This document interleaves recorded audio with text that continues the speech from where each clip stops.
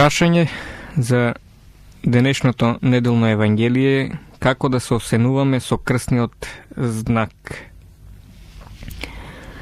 Ние православените христијани нашето внатрешно молитвено чувство го изразуваме осенувајќи се себе си со крстниот знак. Според светото предание, кое е наследено од апостолите и светите отци, православниот христијанин треба да се осенува со знакот на светиот крст. Тоа треба да го прави со посебно внимание и правилно на следниот начин. Најпрво ги составува палецот, показалецот и средниот прст од десната рака како символ на Светата Тројца. Така составени ги става на челото велејки во името на Отца, па под градите изговарајќи ги зборовите и Сина, и на крајот на десното и левото раме велејќи и Светиот Дух Амин. Потоа, спуштајќи ја раката, лесно се поклонува.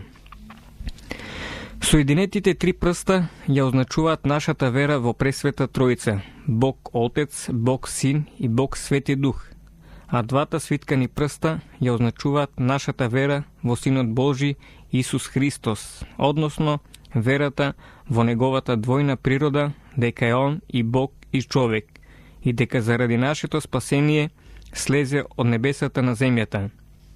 Крстниот знак го ставаме на челото за да го просветиме нашиот ум и да ги освети нашите мисли, наградите за да ни го освети срцето и ни ги облагороди чувствата, на рамењата за да ни ги зацрсти и освети телесните сили и да го повикаме благословението врз делата на нашите раце.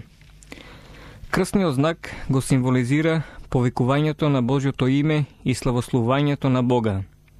Затоа, тој се извршува секојаш привлегување и излегување од светиот храм, кога свештеникот возгласува благословен е нашиот Бог, при секој возглас со кој се оддава славата на Пресвета Тројца, при зборовите во името на Отецот и Синот и Светиот Дух, и при секој друг почеток на молитва, при зборовите слава на Отецот и Синот и Светиот Дух, и при било кое славословие кон крајот на молитвата.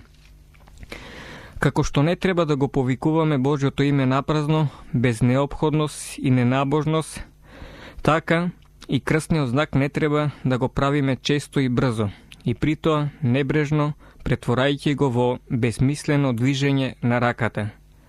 Невнимателното осенување со крстот го жалости Господа и грев прави оној кој неправилно се крсти. Таквото крстење не само што нема никаква сила, туку напротив представува радост за нечистивиот, за ѓаволот, зашто тоа не е веќе оружје против бесовите. Со силата на крстот светителите лекувале болни, воскреснувале мртви и им помагале на луѓето правејќи секакви чуда. Црковната песна го восфалува честниот крст со зборовите: крстот е чувар на вселената, крстот е украс на црквата, крстот е слава на ангелите и пропас на демоните.